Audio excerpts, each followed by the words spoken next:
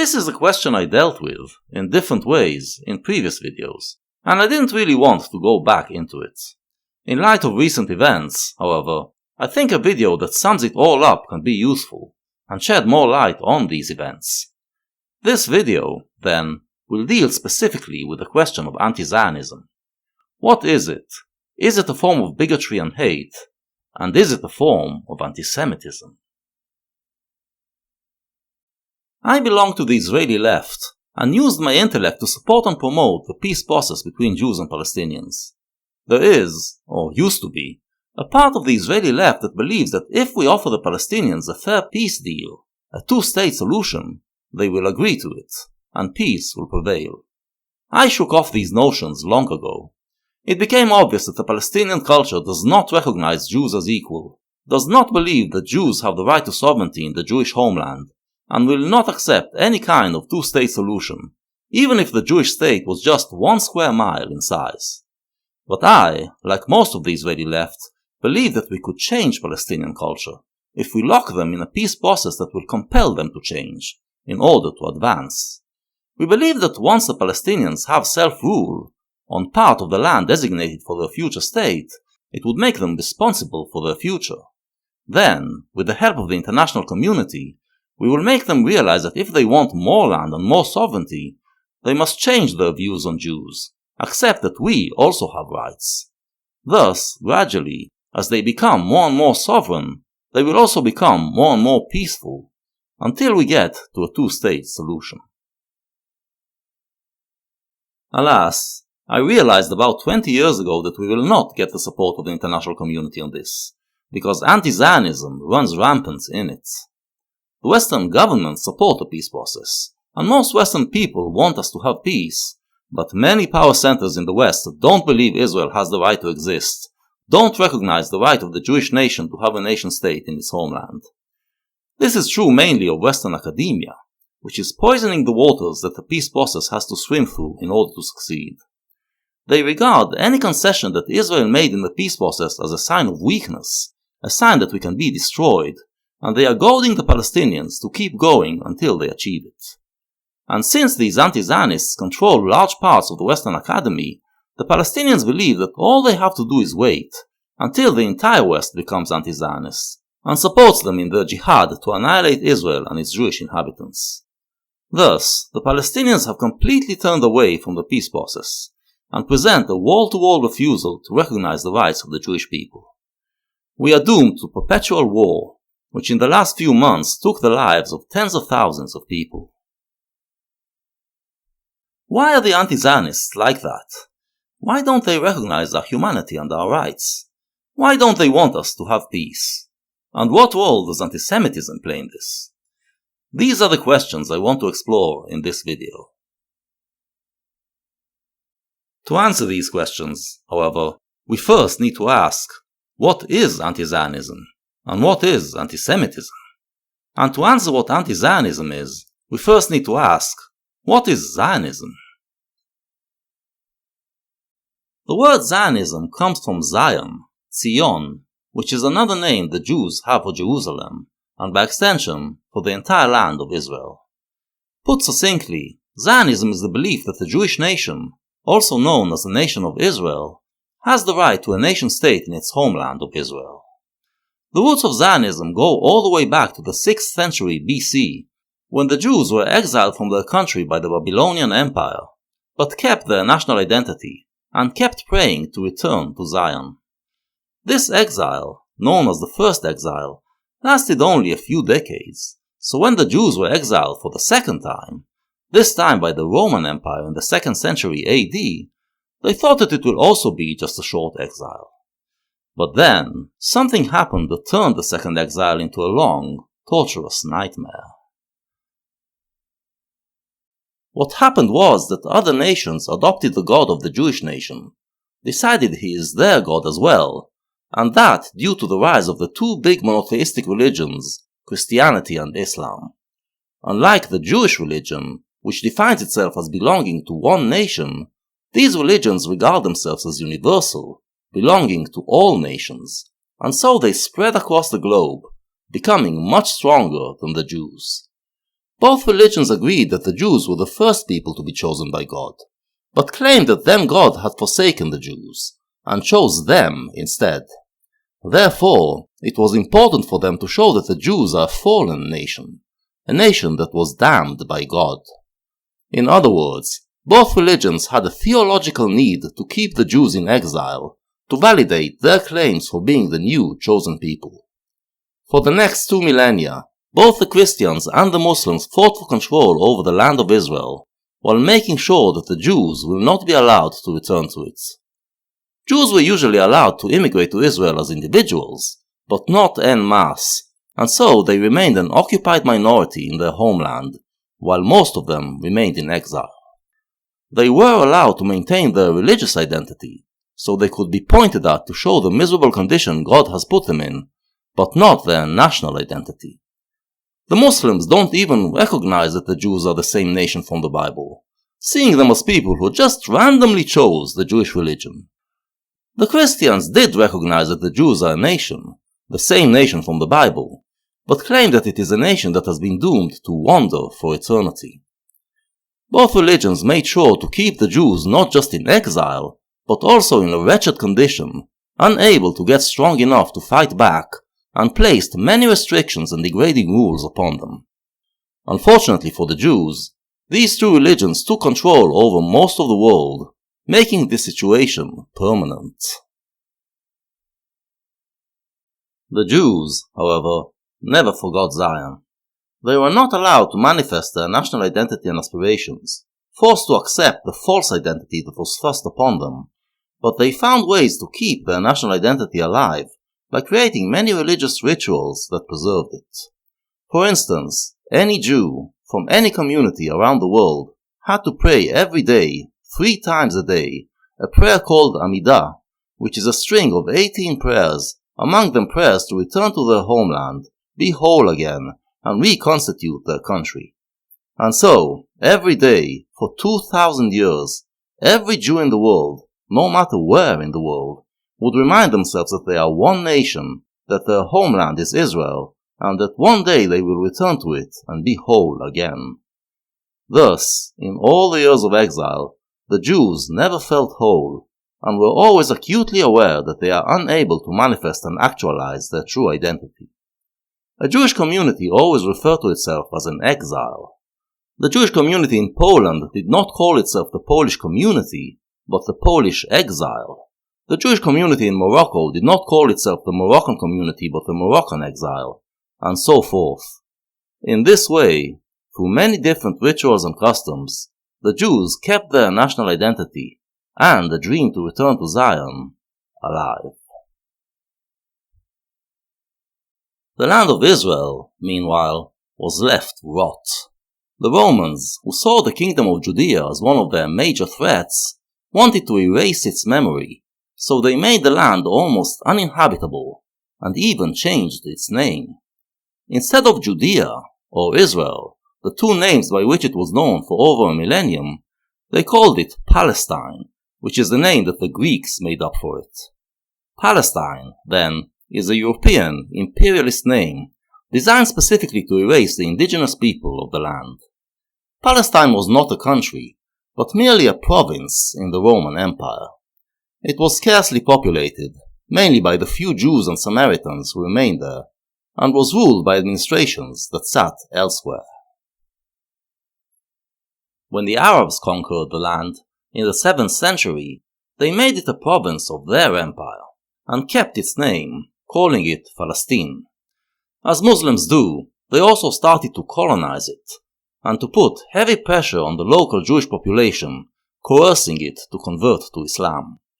In the beginning of the 11th century, the Muslim Seljuk Empire took over, and this is when they stopped calling the land Palestine for the next 900 years. In the majority of this time, although they had to battle for it with the Christians and Mongols, it was Muslim empires that controlled the land of Israel. While the Christians still regarded it as the Holy Land, the Muslims regarded only Jerusalem as holy, and the rest of the land became just a dusty, forsaken corner of those empires. The Arabs regarded it as part of a land they called Al-Sham, a land that covered today's Syria, Lebanon, Jordan, and Israel. There are a handful of texts from this period that suggest that some Arabs still refer to the land as Palestine, but it was not a political entity, merely a name for the southern part of Asham, like Dixie for the American South. The few Arabs living in it definitely did not have any distinct national identity, but were the Arabs of Asham, and citizens of whatever empire ruled at the time. If it's hard for you to understand this concept, think of the people of the San Fernando Valley. They are known as Valley people, but the Valley is not a state, merely part of the state of California, and they are not a nation. Their nationality is American. Throughout the centuries, the Jews made many attempts to return to their homeland, the land occupied by foreign empires and colonized by Arabs. But they were too weak to change their situation, and it seemed that only the Messiah could deliver them. Still, Jews kept immigrating to it, and kept the small Jewish community alive, despite the harsh conditions in the land and the horrific treatment they got from the Muslims. They did so with the help of donations from Jews all over the world, who gave from their meager means to keep the spark of Jewish existence in their homeland. In the mid-19th century, there was yet another attempt, and it was the same as those that came before. Some religious Jews, driven by their rabbis, came to settle in the land, believing that this will somehow rekindle the Jewish spirit and hasten the coming of the Messiah. This kind of thing happened practically in every century, but the Messiah never came, and the enthusiasm eventually waned down. This time, however, something happened that made it different, something that gave this type of activity a new name, and gave them a much larger enforcement. What happened was the Enlightenment of the 17th and 18th centuries. It caused two major changes in the lives of European Jews. First, the Jews of Western Europe were emancipated, allowed to become equal citizens, allowed to take jobs and positions that were previously barred before them. The modern democracies that emerged invented the concept of Judaism, that is, of a Jewish religion that doesn't belong to a nation, similar to Christianity, which made it possible for Jews to become part of the nations they resided in. Secondly, the ideas of enlightenment caused many Jews to move away from religion and become secular, or even atheist. Thus, in Western Europe, Jews started to integrate in European culture, and some became very wealthy. But in Eastern Europe, where the Jews were not emancipated, the rise in Jewish secularism meant that now they were identifying themselves mainly by their national identity. Nationalism was on the rise anyway, as nations were waking up and rebelling against the empires that ruled them, and the Jewish nation woke up as well and started dreaming of revival. And so, in the 1870s, Zionism became a movement, and the religious immigration to Israel got a much larger secular boost. However, unlike the awakening of European nations, which merely had to rise up and overthrow the occupying empire, the bulk of the Jewish nation was not living in their homeland, so overthrowing the Ottoman Empire that ruled it and winning back their sovereignty seemed like a pipe dream. Zionism took several forms. One was known as practical Zionism. Since Jews were not allowed to own lands, neither in Christian nor in Muslim countries, they were stigmatized as people who are unable to produce for themselves and perceived as weak and ruthless people. The practical Zionists wanted to reverse this image, return to the agricultural society the Jews had before the exile. And now they could finally back it up with money. In the 1870s, with the help of a few wealthy Jews who could bribe the Ottoman authorities into allowing the Jews to buy land, the practical Zionists started to resettle the land.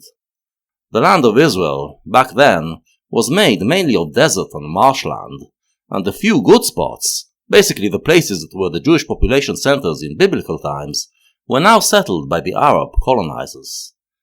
But with the help of modern knowledge and technology, driven by socialist ideas of ideal worker communities, and displaying magnificent devotion in the face of hard conditions that took many lives, the Zionists found ways to bring their homeland back to life. Another form of Zionism was spiritual Zionism, that emerged around the same time. The spiritual Zionists argued that the local Arabs and the ruling Ottoman Empire would never allow the Jewish population to grow too much, so practical Zionism is bound to fail. Instead, they wanted to turn the land of Israel into a hub of the revival of the Jewish national spirit. This meant mainly the revival of its language. After they lost their country, the Jews stopped using their Hebrew language for everyday discourse, reserving it only for holy sacraments, religious books, poetry, and prayers. The spiritual Zionists wrote secular prose and poetry in Hebrew, bringing the language back to life, inventing the words it was missing to exist in modern times. They settled mainly in the Zionist-created city of Tel Aviv, turning it into a modern, secular, liberal city, right at the heart of the Middle East. Meanwhile, the aforementioned integrated Jews thought that they were doing great, and that Europe was gradually accepting them. Some of them even reached positions of power and influence. One of them was Theodor Herzl, an Austrian Jew who was part of the elite European intellectual circle and was largely disconnected from his Jewish heritage. But witnessing the Dreyfus Affair in the 1890s shook him into the realization that the Europeans would never accept the Jews, and his people need a land of their own. His first writings show that he wasn't a Zionist at this stage, as he offers to form the Jewish state in Argentina, and also tries to tie it to the 19th century imperialist idea of spreading European culture around the world. But Herzl had something that Zionists didn't have: connections. Soon, he used these connections to get other influential Jews on board with his idea, and also to organize the first Zionist Congress, bringing together the practical Zionists, the spiritual Zionists, and the religious Zionists.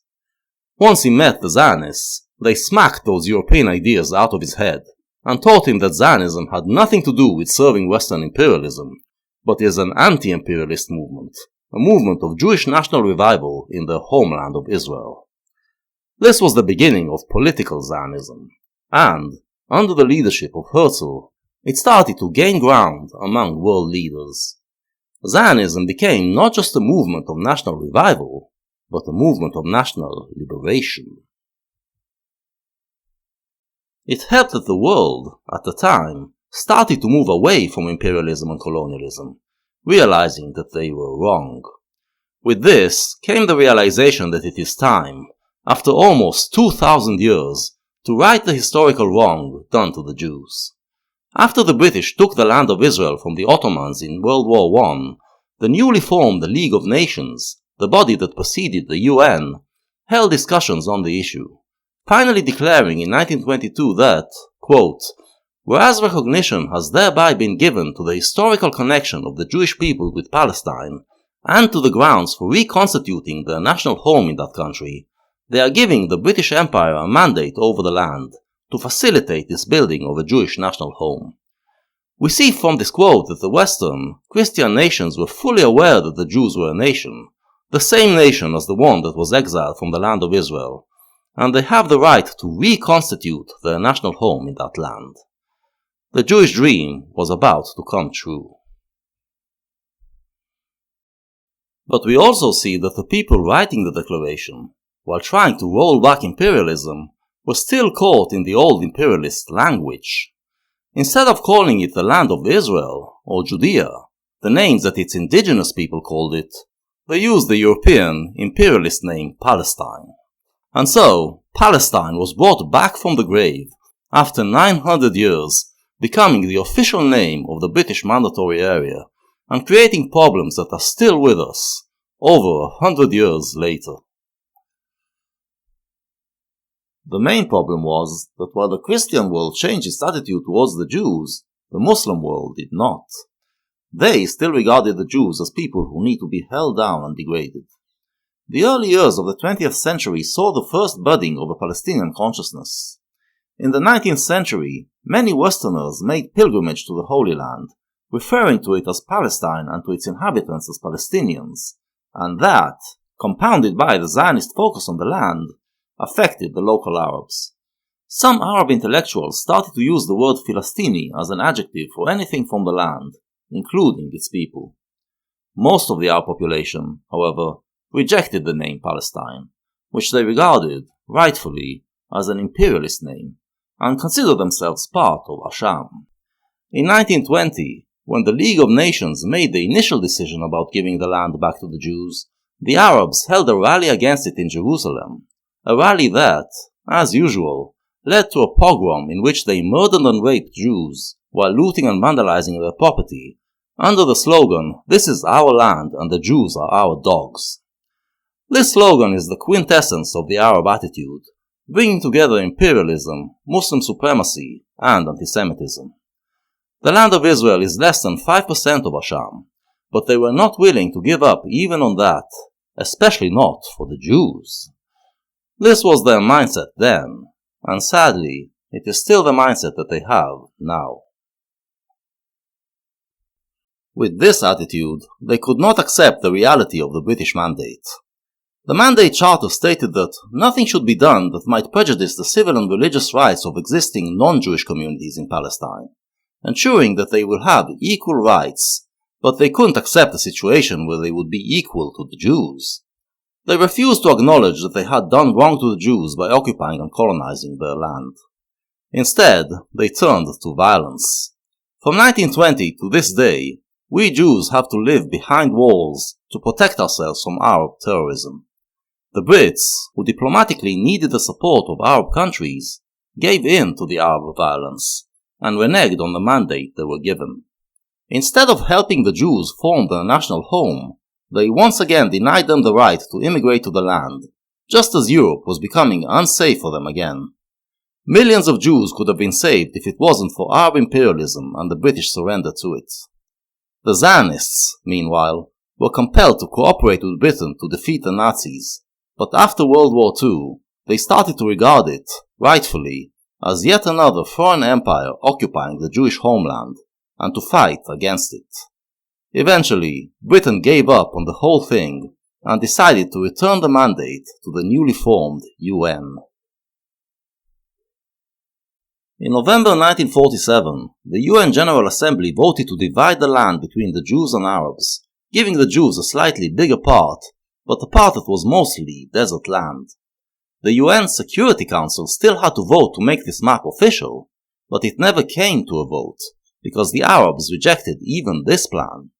The local Arabs launched a brutal attack on their Jewish neighbors, with scenes we didn't see again until October 7th of last year, and the neighboring Arab countries announced that once the Brits complete their withdrawal, they are going to invade Israel and carry out another Holocaust. Still, the Brits left, and the Jews declared sovereignty unilaterally. The next day, the State of Israel was invaded by armies from 7 Arab countries, while the rest of the world stood by, once again leaving the Jews to die. This time, however, for the first time after 2,000 years, the Jews had the power to take their fate into their own hands. They fought off the invaders and established their state in these borders. The UN then officially recognized it and these borders, and the Jewish identity was finally whole again. Zionism, then, is the most successful and amazing story of national liberation ever told. In less than a century, the Zionist movement transformed the fortunes of the Jewish nation beyond recognition. A nation that was purposefully exiled, oppressed, degraded, and had to watch its beloved homeland being ravaged by foreign empires, found a way to bring its identity back to life, bring its language back to life, bring its culture back to life, bring its land back to life, and finally, re-establish its country and turn it into a prosperous, liberal democracy, providing its people, by all metrics, with one of the highest qualities of life in the world. The only problem left is that a large part of the world refused, and still refuses, to accept its existence. What are the causes of anti-Zionism? Well, first of all, I would say that there are 3 main forms. There's Muslim anti-Zionism, there's leftist anti-Zionism, and there's Jewish anti-Zionism. And they all conspire together in an attempt to rob the Jews of their nation-state, rob them of their identity, and plunge them back into darkness. Muslim anti-Zionism has two main reasons. First, Islam regards every land it ever conquered as belonging to Islam, and they cannot tolerate a non-Muslim government ruling it. Israel is stuck right in their throat, especially since it is Jews who are supposed to be in a wretched condition to prove that Islam is the right religion. That's the second reason. The existence of a sovereign Jewish nation throws Islam into self-doubt, and they cannot abide it. Part of the ecstasy you saw in the Muslim world on October 7th was because they finally got to once again do to the Jews what they always regarded as their right to do to them. Part of the shock Jews felt was because Israel was supposed to ensure that this never happens again. It brought back all the centuries in which pogroms like these used to happen every few years, on a smaller scale because the exiled Jewish communities were small, but essentially of the same nature, somewhere in the Muslim world. Nowadays, there is a new, more enlightened form of Muslim anti-Zionism. There are those who believe in the so-called one-state solution, in which Jews and Palestinians will all live together peacefully in the land of Israel. Since they are about equal in number, it will erase Israel's identity as a Jewish nation-state. This is of course ridiculous, akin to suggesting that the solution to the Ukraine conflict would be to merge Ukraine with Russia. Most of those suggesting it are not honest, just using it as rhetoric, but there are actually some Palestinians who are sincere about it, and believe such a solution is possible. They honestly believe that their people are capable of living peacefully with the Jews. Self-criticism is something that does not really exist in Muslim societies, and so they deny any past crimes that they committed. Palestinians will actually tell you that the Jews and Arabs lived peacefully together in the land before Israel was formed, and they believe it, too. Any account from Jews living in Arab societies, at any point in history, reveals their life to be a nightmarish horror, in which they didn't know even one day of peace. They didn't feel it was so bad, since they were used to it, but reading about their situation as a sovereign Jew is a hard experience. Hearing a Palestinian tell you how good things were is like a black American having to listen to a white man telling him how wonderful his ancestors had it under slavery. But while white Americans changed their attitude towards blacks since those days, the Arabs, since they lack self-criticism, have not changed at all. Hence, even though these one-state advocates mean well, you see why no Israeli Jew has any interest in what they are offering. Left-wing anti-Zionism originates in the Cold War, when the Soviet Union regarded Israel as an outpost of the West.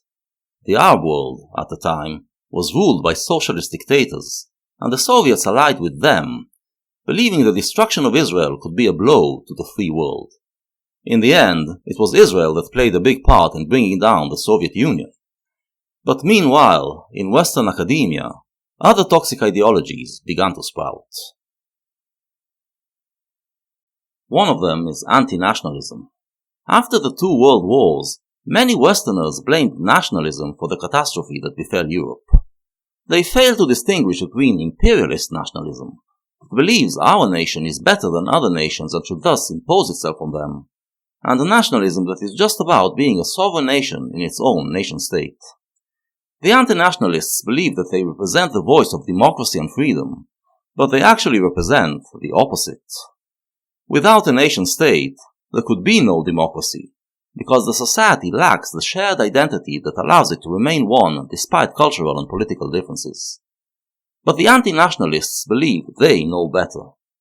They are working to undermine the nation-state, and Israel, since it lives under existential threat from its neighbors, seems to them like an easy target, and they focus on it more than on any other state. Out of that emerged globalism, as another leftist ideology. The dream of a world living at peace, when one day we will settle all our conflicts and work together instead, has been around since biblical times, but this is not what the globalists are about. They want to actually bring this global society by imposing their values on everyone. It's basically a return to 19th century imperialism, trying to impose Western values on the entire world while erasing national identities. The existence of Israel as a successful nation-state is anathema to the globalists, who adopt a hard anti-Zionist stance. Together, the anti-nationalists and the globalists try to brand Israel as an apartheid state, and when you look into the evidence they bring for it, you realize it is all the elements that make it a nation-state. In other words, they are using Israel to try to demonize nationalism as a whole. If they can convince the world that a nation-state equals apartheid in Israel's case, they can then turn it against every other country. Finally, there's wokeness, with its identity politics. The woke don't care about the underlying history and ideologies of a given conflict. They just choose the side they perceive as the weak one, and support it. They will support the Palestinians no matter what, even as the latter refuse to recognize the humanity and rights of the Jews. If the Palestinians get their way and the Jews become the oppressed, the woke will take their side. In other words, they can never lose. They will always be able to support the weak and feel morally superior and pure. The fact that millions of people might die and suffer in the process doesn't bother them, as long as they get to keep their self-perceived purity. The last form of anti-Zionism is Jewish anti-Zionism, and here we have two types. First, there's religious anti-Zionism. In the 5th century AD, a famous rabbi, probably fearing the Jews might stupidly try to take their country back by relying on God's help, made a religious decree that consisted of 3 oaths, one of them being that the Jews should never try to take their country back by force. Not all Jews accepted these oaths, but many did. I've heard some Muslims try to use it as an excuse for why their occupation and colonization of the land was justified, but it doesn't hold. You could have done the right thing and decide to give the country back to the Jews. Then they wouldn't have had to take it back by force and wouldn't have broken the oath. But you didn't, because of your imperialism. Over the centuries, some Jews even developed the belief that the exile and suffering is a trial we must go through to bring the Messiah. And so, when Zionism emerged, there were religious Jews who objected to it. There are still religious anti-Zionists around, but their number is no more than 1% of the global Jewish population. Nevertheless, some non-Jewish anti-Zionists point to them to justify their own bigotry. Sorry, you are not justified. The fact that a victim finds a way to rationalize their victimhood doesn't change the fact that they are victims. The religious anti-Zionist Jews agree that the Jews are an exiled nation, and that they suffer because of it. In other words, even they perceive themselves as victims. It is their right to embrace their victimhood. It is not your right to use them to victimize the other 99% of Jews. The other type is secular Jewish anti-Zionism.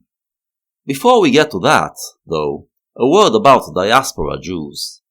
Of the Jews who chose to remain in diaspora, mainly in America, you have the Orthodox religious Jews, who all regard the Jews as a nation, even the aforementioned anti-Zionists. Most diaspora Jews today, however, are of the integrated type we mentioned earlier, those who chose to become part of the nations they resided in. Essentially, they are the equivalent of people who choose to immigrate to another country and change their nationality. By now, after 2 centuries, these Jews have almost completely disconnected from their history and heritage, and know close to nothing about it. Basically, all they know is that there was once this thing called the Holocaust.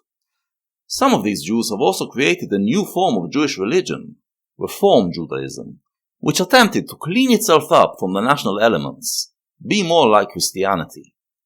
This is of course their right, as it is the right of anyone to immigrate to another country and change their nationality. The problem is, their ignorance about Jewish history is so great that they don't realize they represent a recent offshoot, and believe being Jewish was always just a religious identity. Because of that, even though the vast majority of them supports Israel's right to exist, they don't know how to defend that right. Most of them think it is just a country created to provide safe haven for the Jews.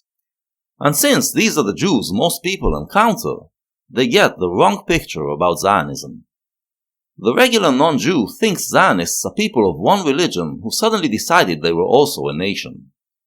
This ignorance is then exploited by the anti-Zionists, who take advantage of the fact that diaspora Jews were always larger in number than Israeli Jews, due to the forced exile, to claim that they represent the real Jewish identity. This is like claiming that Irish Americans represent the real Irish identity. But the anti-Zionists get away with it because most people believe Jews are just a religion.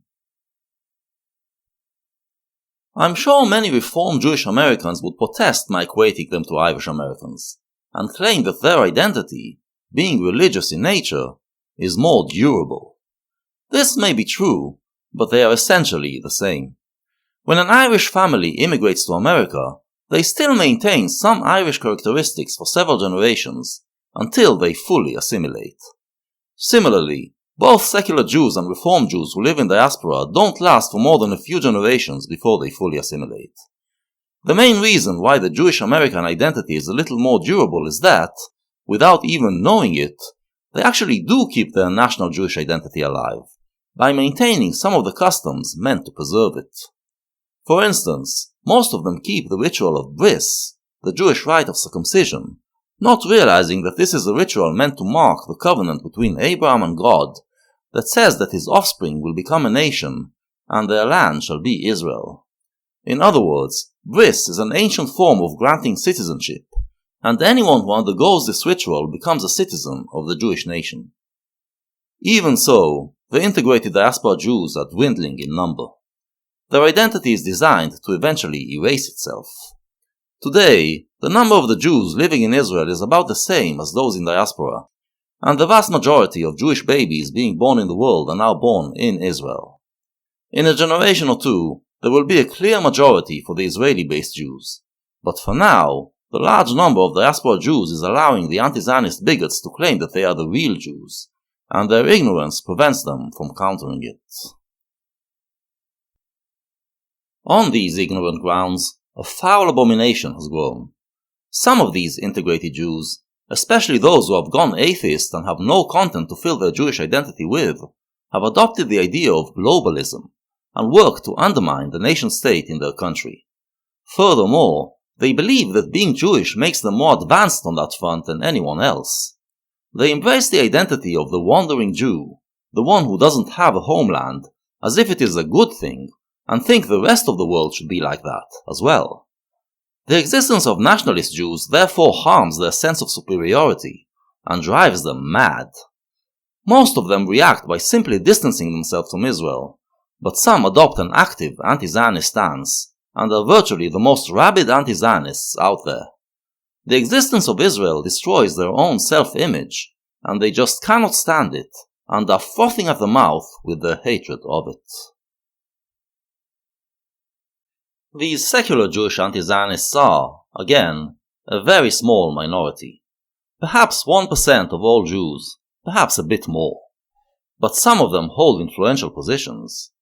Their power is diminishing, but is enough to do damage. They are pieces of human excrement that the Jewish spirit is in the process of shitting out of its system. But for now, they are still a problem. The effect of all this anti-Zionist activity has been catastrophic on the people of the Middle East. Even after the State of Israel became a fact, the Arabs and Soviets refused to accept it. Those were the years of Arab imperialism, when Egypt tried to unite the Arab world and re-establish the Arab Empire, and Israel was their first target. The idea they came up with was to claim that Israel is a colonialist project, disenfranchising the indigenous people of the land. Hence, they adopted the term Palestinians for the local Arabs, the same term they previously rejected, and claimed they were always a nation living in their land of Palestine.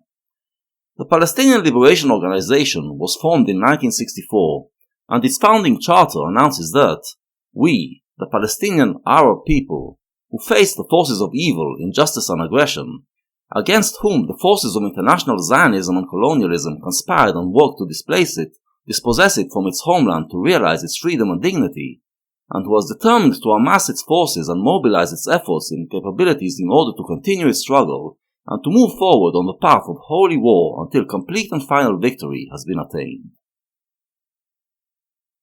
We see a few illuminating things in this passage. First of all, they don't call themselves Palestinians yet, but Palestinian Arabs. they still regard their nationality as Arab, and Palestinian is merely an adjective that denotes the place where they're from. Elsewhere in the Charter, they state that the Palestinian people firmly believe in Arab unity, and in order to play its role in realizing this goal, it must, at this stage of its struggle, preserve its Palestinian personality and all its constituents. So the Palestinian identity, here, is regarded as a temporary thing, just a tactic in the war against Israel, a way to present themselves as occupied and oppressed people, when in fact they represent the empire that wishes to oppress. Once the Arab Empire would have been re-established, they would have forgotten about the Palestinian thing, and dissolved into the Arab nation. Secondly, we see the underlying Islamic ideology, even though it is supposedly a secular, nationalist movement. It calls for holy war, jihad, to be conducted until final victory is achieved. Final victory, the Charter makes clear in many places, is the total destruction of the State of Israel. Finally, we see the underlying anti-Semitism, defining Zionism as the international forces of evil. And we also see the old Muslim refusal to recognize that the Jews are a nation. Elsewhere, the Charter states that Jews of Palestinian origin are considered Palestinians if they are willing to live peacefully and loyally in Palestine. It recognizes Jews only as a religious group that are Arab by nationality if they live in an Arab state and must therefore be loyal to the state. And it doesn't recognize the connection of the Jews to the land, so any Jew who returned to Israel since the advent of the Zionist movement is not accepted. Once they were to win their jihad, all the millions of Jews who returned to their land, or those born to them, were to have been disappeared, in one way or another. Arab imperialism led to the 6 Days War in 1967, in which Israel conquered more land, including all the remaining parts of the Jewish homeland. That is, Judea and Samaria, known in the world by the imperialist name the West Bank, and the Gaza Strip. It didn't annex these lands, but decided to use them as bargaining chips for peace with the Arabs. The idea that the West Bank and Gaza could be used for a Palestinian state began to emerge, and the PLO naturally refused it. In 1974 they published their 10-point plan, in which they make it clear that their aim is still to conquer the entire land, from the river to the sea. One article states that the Palestinian Liberation Organization will employ all means, and first and foremost armed struggle, to liberate Palestinian territory and to establish the independent combatant national authority for the people over every part of Palestinian territory that is liberated. This wording was designed to allow its leadership some wiggle room. First, it acknowledges that they cannot liberate the whole land at once, so it talks of liberating parts of it, and continuing the jihad from there. Secondly, it states that all means are to be used, which means they could also use negotiations. The PLO thus presented itself as an organization that is willing to compromise over part of the land, and the Western anti-Zionist shills spun it to portray the PLO as a group fighting for liberation and peace. In reality, the PLO continued to espouse its imperialist ideology, and carried out countless terrorist attacks against Jewish people all over the world in the name of its jihad. The problem was, they were left without a sponsor. After Israel defeated the Arab countries in several wars, effectively killing the dream of an Arab empire, the PLO had to find something else. The 10-point plan already uses the term Palestinian people, dropping the Arab bit. Another article in it states that the Liberation Organization will strive to strengthen its solidarity with the socialist countries and with the forces of liberation and progress throughout the world, with the aim of frustrating the schemes of Zionism, reaction and imperialism. This is far leftist talk, showing the PLO crawling under the wings of the Soviet Union. But then, in the late 80s, the Soviets also collapsed, and the PLO was left without any powerful ally. Meanwhile, around the late 70s, the Arabs living in the West Bank and Gaza actually started to develop a national consciousness and call themselves Palestinians. The PLO was regarded as the leader of their cause, and it had to get real. In the late 80s, the PLO made several historic announcements and moves, indicating that it is actually willing to make peace with Israel, on the basis of a two-state solution. Israel, eager for peace, responded immediately, and in the early 90s, a peace process began. What do Israelis think of the two-state solution? Well, the basic approaches are that the right wing believes the Arabs are colonizers in this land, and don't have a right to any of it.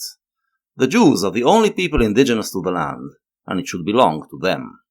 The left claims that the Arabs have been here long enough to be considered indigenous as well, and have now developed a national Palestinian identity connected to the land. Since it developed while the West Bank and Gaza are not part of Israel, they have a claim to those lands, and have a right to form a sovereign state in them. The left-wing position is the one that prevailed, and the peace process began. We knew about the 10-point plan, of course, and we knew that the Palestinian leadership is probably not sincere in its peaceful statements. But the hope was that the regular Palestinian people just want to live in peace, and with the help of the international community, we can pressure the PLO to commit to a two-state solution. And here is where we were wrong. It turned out that a big part of the international community is not for the two-state solution, due to anti-Zionism. There are two main global forces that work against the peace process. One is jihadism. The Muslim world, at the moment, feels that it is winning. There is a belief out there that if they commit to jihad, they will take over the world within the next 50 years. Many Palestinians are swept by this spirit, and regard any compromise with the Jews as treacherous. Hence, we can make no progress. The other force is academia. Anti-Zionism has become a rite of passage in many academic departments around the world, and the leftist academics are doing their best to undermine Israel's right to exist. The postmodernist bullshit started by rewriting history, making it seem like the Jews are the colonizers, whereas the Palestinians are the poor oppressed indigenous people. But now that more people, thanks to the internet, have learned that the Jews were actually the colonized, they have picked up a new line, which is to claim that the Palestinians were here before the Jews. In what should be a case study of postmodernist hyper-reality, a ridiculous number of books and papers are written in order to fabricate a Palestine that existed for thousands of years to justify the Palestinian claim to the land. The gist of it is that since the land is called Palestine, the Canaanites who lived in it 4,000 years ago were Palestinians, and therefore, today's Palestinians are their rightful heirs. This is obviously modeled after the Jewish claim of being the same nation that inhabited the land during the first millennium BC. However, the Jews of today are justified to make this claim because they speak the same language, practice the same customs, tell the same mythological and historical tales of their past, and hold the same main religion as the Jews back then, and they can show that all of this was passed on from generation to generation, from then to now. The Palestinians, on the other hand, have absolutely nothing in common with the Canaanites, and no historical ties. Imagine that the Muslims managed to take over the British Isles and change their name to Inglistan. And then they start claiming that those who lived in the Isles before the English came were Inglistanis, since they lived in a place such called, and therefore the Muslim Inglistanis are the indigenous nation. This is the level of arguments that come from today's academia. The other tactic is to claim that Israel discriminates against its non-Jewish citizens because it is a Jewish state. This relies on the common misconception that the Jews are a religious group, not a nation. Thus, the anti-Zionists claim that the Jewish state is a state of people for one religion alone. Some anti-Zionists even believe that the Jews are a race, and say that it is made for just one race. In contrast, they claim that Palestine, from the river to the sea, would be a country that does not discriminate against any race or religion. To be clear, there is also a Jewish religion. Like many nations of antiquity, the Jews are a nation that has its own religion. But the nation came first. Open the Bible at any page, and you will see that the Jewish religion was the main religion of the Jewish people, but they worshipped many other gods as well.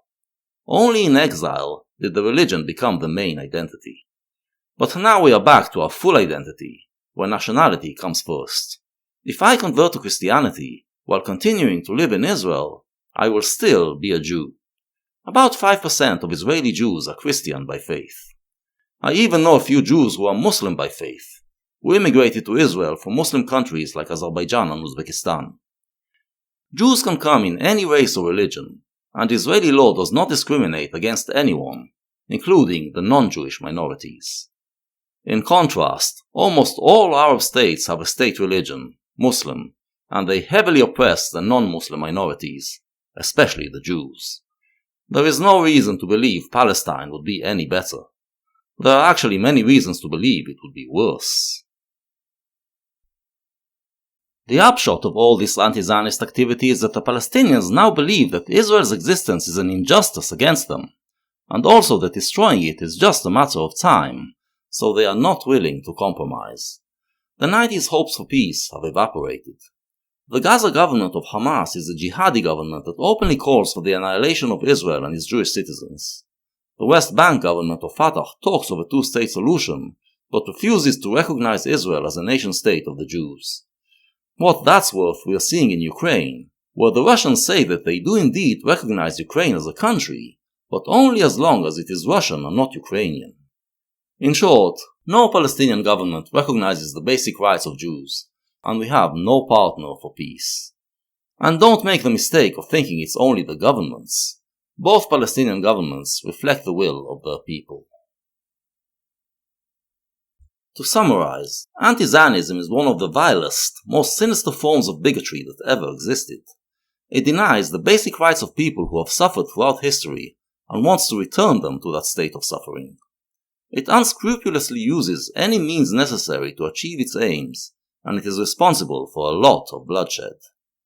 But, is it anti-Semitic?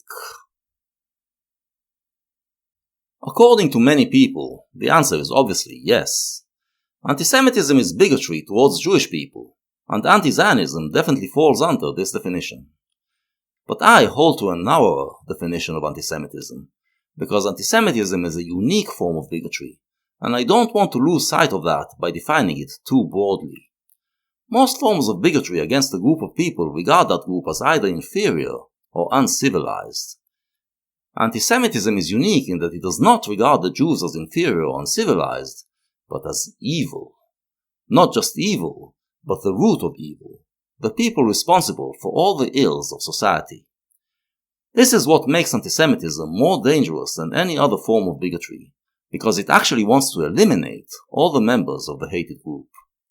When we define antisemitism in this way, we find that not all anti-Zionists are anti-Semites, but that there is a close relationship between these two forms of bigotry. There are 5 main forms of antisemitism in the world today. The newest one is Black American antisemitism, and I'm not going to expand on it. I already made a video on the subject, not long ago. The gist of it is that it is a merger of 2 toxic ideas that are prevalent in Black American culture. One is the belief that the Black Americans are the real Jews, who immigrated to Africa after they were exiled, and were then chosen specifically to be sent as slaves to America. The other is anti-white racism, which, combined with the other idea, leads many Black Americans to believe that the Jews are just white people, of a particularly evil brand, who have stolen the Jewish identity from the blacks. Obviously, Zionism is allegedly the greatest manifestation of this theft. So when these black anti-Semites talk about Zionists, they invariably mean evil people. Hence, their anti-Zionism is always anti-Semitic. The 2 classic forms of antisemitism that go back to the Middle Ages are Christian and Muslim antisemitism. They are rooted in the turning of the Jews into the other of these 2 religions, that thing that they allegedly replaced.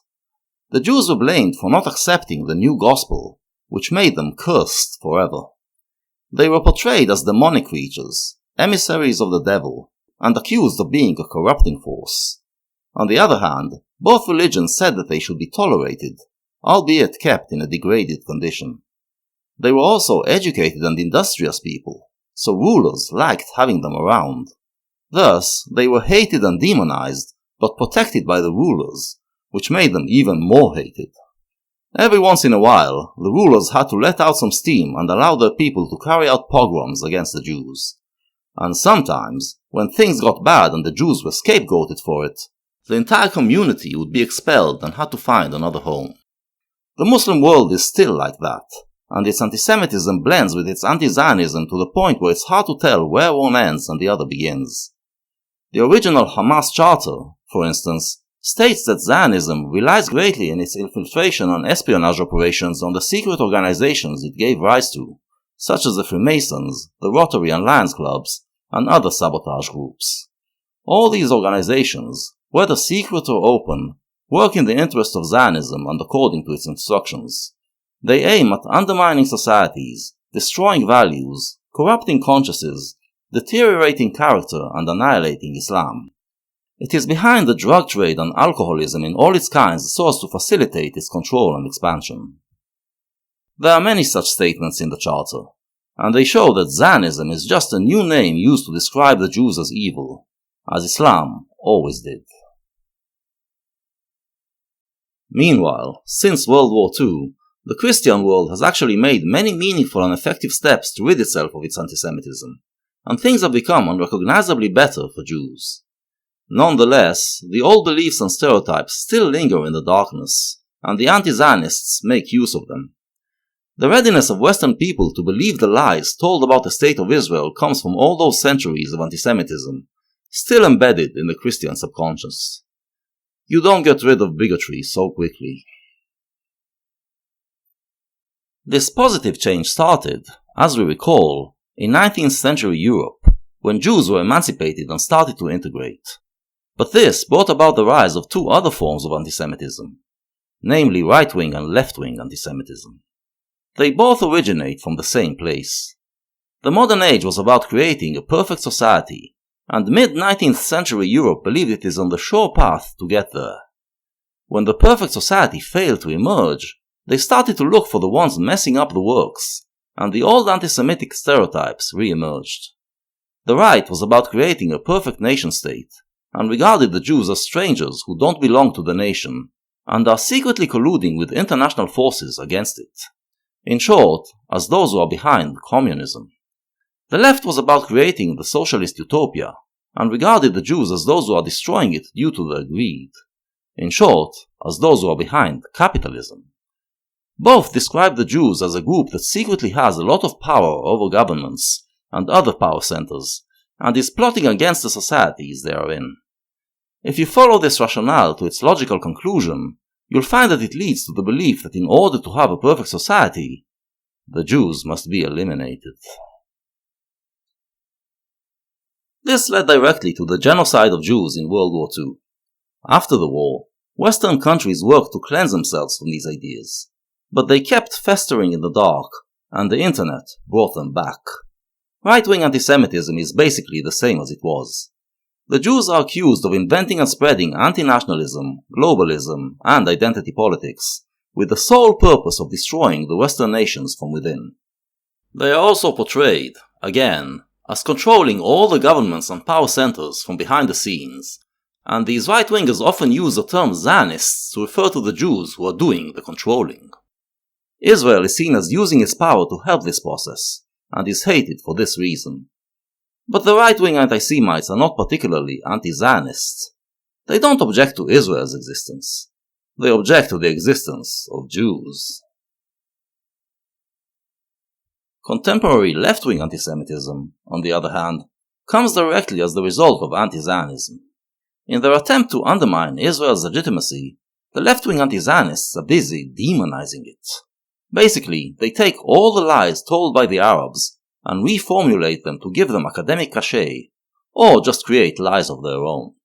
By now, they have created a web of lies about Israel designed to tarnish its image as a liberal democracy. Among them are the lies that Israel was formed on stolen Palestinian land, that it allows only Jews to immigrate to it, that Israeli law discriminates against non-Jewish citizens, that interfaith marriage is illegal in it, that gay marriage is illegal in it, that it evacuates Palestinians from their legally owned homes to settle Jews instead, and hundreds of more egregious lies. This web has gained so much power over the minds of people that even many of Israel's allies now refer to it as a flawed democracy. Israeli democracy is not flawed. It is committed to the ideals of enlightenment, and does the best that can be done to realize them in a very complicated situation. It is actually a model democracy that all others should learn from, and this makes the demonization of it even more heinous. Instead of learning from it, many Westerners now wonder why, if Israel is so bad, do their governments support it? And this leads some to the conclusion that it must be because these governments are secretly controlled by the Jews, a conclusion that sends them down the rabbit hole of antisemitism and leads them into the arms of the extreme right. Thus, left-wing anti-Zionism becomes a gateway to right-wing antisemitism. Beyond that, sometimes the left itself descends into antisemitism and promotes anti-Semitic blood libels as part of its propaganda. Besides all the horror tales they tell about the actions of IDF soldiers, two of the biggest anti-Semitic blood libels of recent years are that Israel kills Palestinians in order to trade in their organs, and that Israel sterilizes its black population. Both of these blood libels, designed to portray the Jewish nation-state as evil, were popularized mainly by left-wing figures. The fact that they were willing to accept these lies, and spread them around, shows the inherent antisemitism in so many so-called anti-Zionist leftists. Western countries have, by now, become aware of the re-emergence of antisemitism in their midst, and are treating it as a problem that needs to be addressed. But they will not be able to effectively deal with the problem until they recognize its source. Anti-Zionism is the main creator and driving force of today's antisemitism, and it does so by spreading lies and blood libels about the state of Israel in order to demonize and delegitimize it. If you truly want to battle antisemitism, you need to expose the anti-Zionists and their lies. Anti-Zionism is a malignant disease that is currently affecting all Western societies, and they'd better wake up and do something about it. And that's not the worst of it. Iran has announced it a national project to destroy Israel by the year 2040, and they are fast approaching nuclear capabilities. The more the demonization of Israel continues, the more the religiously fanatic regime of Iran will feel justified in using every means, including nuclear, to destroy it. Israel has its own nuclear capabilities, and will respond. You can imagine what will happen then. If the world ends in the coming years, it will be the work of anti-Zionism.